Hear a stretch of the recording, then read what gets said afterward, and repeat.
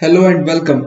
आज हम बात करेंगे एक ऐसी शख्सियत के बारे में जिनकी होशियारी से वर्ल्ड वॉर 3 होने से बच गया। हम बात करने वाले हैं जॉन एफ कैनेडी के बारे में। जॉन फिट्जजेरल्ड कैनेडी एक JFK का जन्म 29 मई 1917 ब्रुकलिन मैसाचुसेट्स में हुआ था। यह अमेरिका के 35th प्रेसिडेंट थे।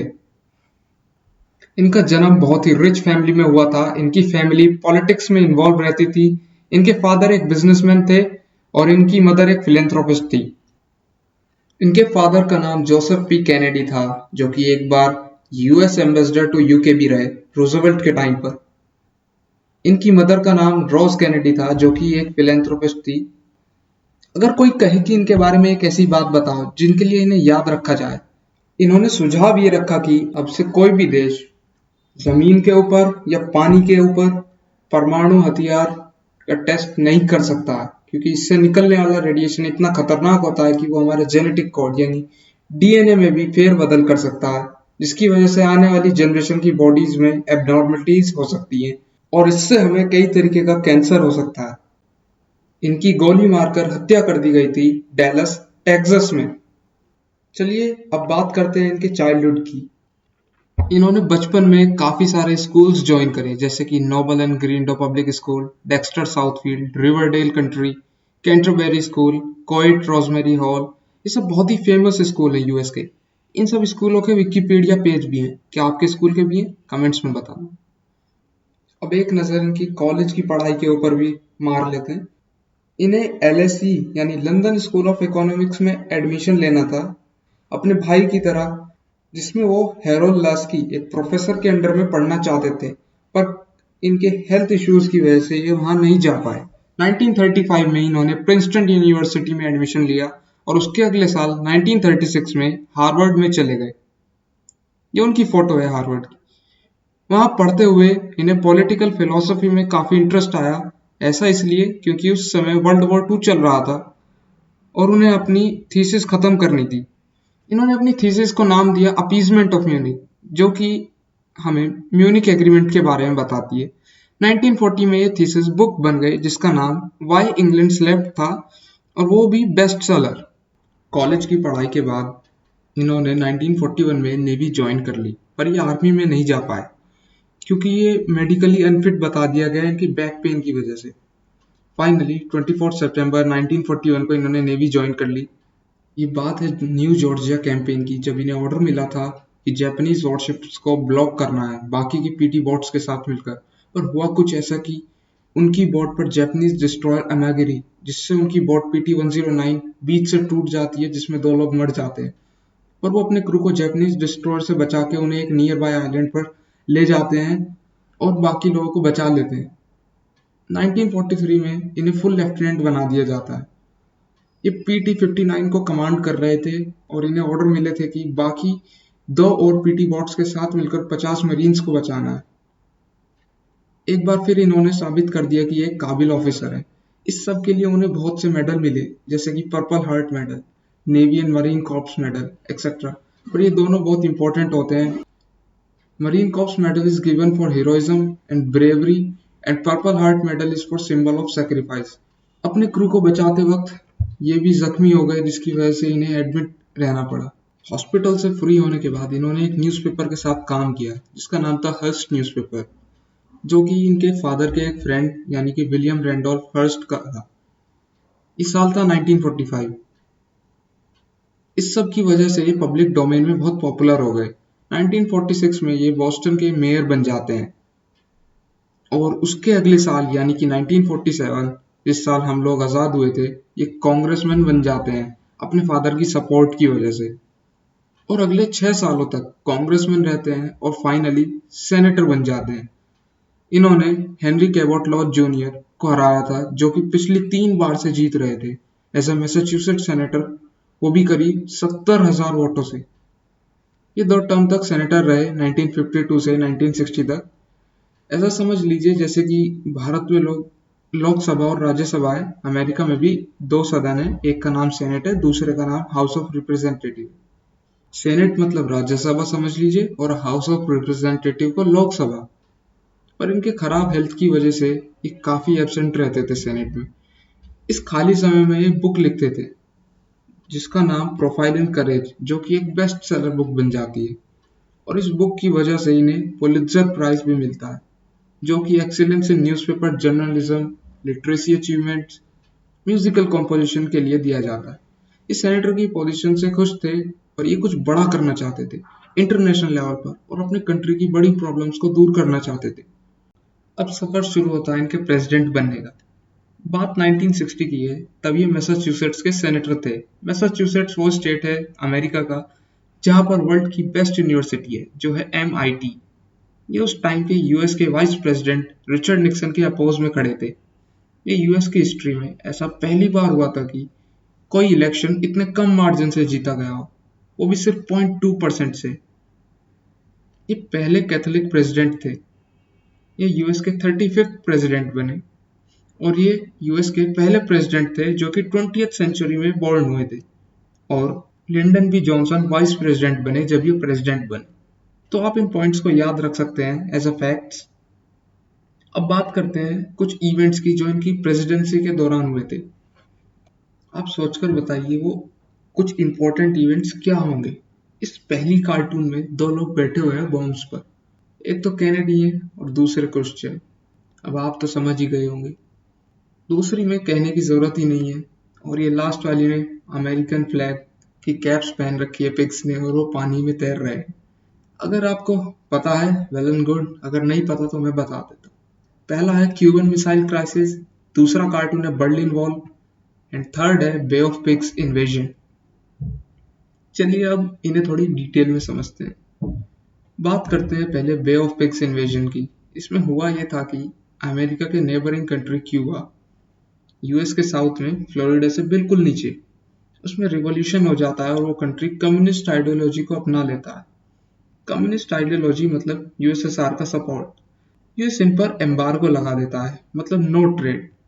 और उस टाइम पर अगर कोई एक सुपर पावर किसी को सपोर्ट नहीं करता तो दूसरे अपने आप हेल्प करने को आ जाती थी, और ऐसा हुआ भी।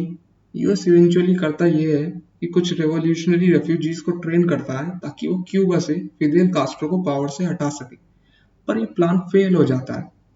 इस सब की वजह से कास्ट्रो डर जाते हैं और वो अपने माई बाप यानी सोवियत यूनियन से हेल्प मांगते हैं। सोवियत यूनियन अपने वेपन, स्पेशली मिसाइल्स जो कि न्यूक्लियर वेपन्स को कैरी कर सकती हैं, उन्हें पूरे क्यूबा में डिप्लॉय कर देता है ताकि वो अमेरिका को डरा सकें, और अगर अमेरिका अटैक करता है टर्की से तो यूएसएसआर भी अमेरिका पर कर सके क्यूबा से। सोवियत को यह मूव बेनिफिट लगा क्योंकि अमेरिका ने टर्की में न्यूक्लियर मिसाइल डिप्लॉय कर रखी थी जो कि यूएसएसआर के बहुत पास थी, जो कभी भी उन्हें अटैक कर सकती थी। अमेरिका को पता ही चलता है कि यूएसएसआर ने क्यूबा में अपनी मिसाइल्स डिप्लॉय कर रखे हैं जो कि उन्हें अटैक कर सकते हैं कभी भी। अब करें तो करें क्या। इस कार्टून को देखकर आप समझ ही गए होंगे कि ये गंजा जो है वो क्रुश्चेव है, जिसके दम पर कास्ट्रो चल रहे थे, और अब वो दूर खड़े कैनेडी हैं। पर कैनेडी के बराबर में कौन है, कमेंट्स में बताना। कैनेडी और उनके एडवाइजर्स ने बहुत से प्लान ट्राई करे, जैसे कि क्यूबा का ब्लॉकेड कर दो चारों तरफ से, जिससे कि सोवियत यूनियन की शिप्स का कांटेक्ट टूट जाए क्यूबा से, और भी बहुत कुछ हुआ। But at the end Kennedy solve this issue thoughtfully. US and USSR ने एक सेटलमेंट करा। ये दोनों इन दोनों फ्लैग्स को देखकर आप समझ ही गए होंगे। यूएस टर्की से और यूएसएसआर क्यूबा से अपने न्यूक्लियर मिसाइल्स और मिलिट्री इंस्टॉलेशन हटाने को तैयार हो गए। आप लोग समझ ही सकते हो कि न्यूक्लियर वॉर कितना डिस्ट्रक्टिव हो सकता है, और ये उस दौर की बात है जब दोनों बड़ी सुपर पावर एक दूसरे से सामने खड़ी हों। ये इवेंट एक ट्रिगरिंग पॉइंट था वर्ल्ड वॉर 3 स्टार्ट करने के लिए। अगर कैनेडी इस इश्यू को डिप्लोमेटिकली नहीं सुलझाते तो शायद आज की दुनिया कुछ और ही होती या शायद ना होती। ये कोल्ड वॉर का पीक चल रहा था। सिमिलर से सिचुएशन का इवेंट जर्मनी में भी हुआ था, वैसे कि जर्मनी वर्ल्ड वॉर 2 के बाद ईस्ट और वेस्ट जर्मनी में बट गया था। ईस्ट वाली साइड यूएसएसआर के साथ और वेस्ट वाली साइड यूएस के साथ। अगर मैं सब बता दूंगा तो आप लोग क्या करोगे। चलिए आप लोग सर्च कर रहे हैं चेक पॉइंट चार्ली। अब देखते हैं इन्होंने अपने देश के लिए क्या करा। इन्होंने 1964 में सिविल राइट्स मूवमेंट को बढ़ता देख उस पर लॉ लेकर आए, जिसने ब्लैक्स को राइट दिए स्कूल में जाने के और उनके वोटिंग राइट्स को बचा कर रखा। इसे कौन लीड कर रहा था? इसे लीड कर रहे थे मार्टिन लूथर किंग जूनियर। अब इनकी फैमिली डिटेल्स हैं, आप चाहे तो इसका स्क्रीनशॉट लेके रख सकते हैं या ऐसे ही देख सकते हैं। ये कुछ लास्ट पिक्चर्स हैं प्रेसिडेंट कैनेडी की उनकी वाइफ के साथ। कैनेडी एक पॉलिटिकल टूर के लिए डेलस टेक्सास स्टेट के एक शहर में रैली कर रहे थे। वो रैली खुली हुई लिमोजिन कार में कर रहे थे। टाइम 12:30 हो रहा होगा तब वो डीली प्लाजा से गुजर रहे थे। उनकी हत्या ली हार्वी ओसवाल्ड ने करेंको राइफल से की थी, जिसमें 6.5 into 52 mm की बुलेट यूज होती है। एक Italian made bolt action rifle थी। ली हार्वी ओसवाल्ड एक मरीन था। कहते हैं वो सोवियत यूनियन चला गया था, जहां पर इसे ब्रेन वॉश कर दिया गया कैनेडी को मारने के लिए। पर इनके असैसिनेशन को लेकर कई सारी कॉन्स्पिरेसी थ्योरीज हैं। कुछ का मानना है कि अमेरिकन एजेंसी का ही काम है, कुछ का मानना है कि ये रशियन एजेंसी का काम है। वैसे आपका क्या मानना है? एक हैरान करने वाली बात आपको बता दूं, ली हार्वी ओसवाल्ड को जैक रूबी नाम के एक आदमी ने अगले दिन शाम को मार दिया। जैक रूबी एक क्लब का ओनर था। उसके बारे में इंफॉर्मेशन ये है कि वो मेंटली स्टेबल नहीं था और उसकी भी डेथ हो जाती है लंग इन्फेक्शन की वजह से 1967 में। ये जैक रूबी की फोटो है और ये रहा वो फोटो जिसमें Jack Ruby Lee Harvey Oswald को शूट कर रहा है। खैर ये थी वो इन्फो जो आपको पता होनी चाहिए। बाकी तो कॉन्स्पिरेसीज का पूरा पेज है विकिपीडिया का और भी बहुत सारे सोर्सेज का। बाकी ये थी जेएफके की बायोग्राफी। सीखते रहिए हर रोज कुछ नया, ताकि आप चेंज ला सके, जिससे कंट्री आगे बढ़ सके। ये कुछ कोट्स हैं कैनेडी के मोस्ट फेमस। अगर आप ये सोचते हो कि आप कोई चेंज नहीं ला सकते तो ये सुनिए। If not us who, if not now when. कहने का मतलब ये है कि अगर आप नहीं तो कौन, अगर अभी नहीं तो कब। अब अगर आप कुछ करना चाहते हैं और आपको ये लगता है कि अगर मैं फेल हो जाऊंगा तो आप इस डर की वजह से स्टार्ट नहीं कर रहे, तो ये सुनिए। Those who dare to fail miserably can achieve greatly। कहने का मतलब ये है कि जो हारने से नहीं डरते वो जीतने का जज्बा रखते हैं। ये कोट और याद रखना, every accomplishment start with decision to try। मतलब ये कि कामयाबी का पहला स्टेप ये ट्राई करना। अगर आपको ये लगता है कि यार मैं इस कंट्री में पैदा हुआ हूँ, मैं ये नहीं कर पाऊंगा, तो और ये याद रखिए, ask not what your country can do for you, but what you can do for your country। मतलब ये कि ये मत कहो कि देश मेरे लिए क्या कर सकता है, बल्कि ये पूछो अपने आप से कि आप देश के लिए क्या कर सकते हैं। उम्मीद करता हूँ कि आपने ज़रूर कुछ नया सीखा होगा इस बायोग्राफी से। अगर आपको कुछ भी पहले से पता था और कुछ एक्स्ट्रा पता है तो आप वो भी कमेंट्स में बता सकते हैं, ताकि दूसरों को भी कुछ नया सीखने का मिल जाए। और अगर कुछ गलतियां थी तो आप वो भी बता सकते हैं। आई होप मैंने सब कुछ इम्पोर्टेंट कवर कर दिया है। बाकी एक दो फैक्ट्स और हैं, उन्हें भी सुन लीजिए। जैसे एक है, इनका टोटल टेन्योर 1036 डेज का था, shortest in American history. He removes death penalty. US का अपोलो स्पेस प्रोग्राम इनकी प्रेसिडेंसी के अंडर में शुरू हुआ था। इनकी पर्सनैलिटी टाइप ESFP ESTP है। बाकी आपको किसी और की बायोग्राफी चाहिए तो लिख देना, लाइक डिसलाइक भी कर देना, सजेशन मिस्टेक है वो भी बता देना।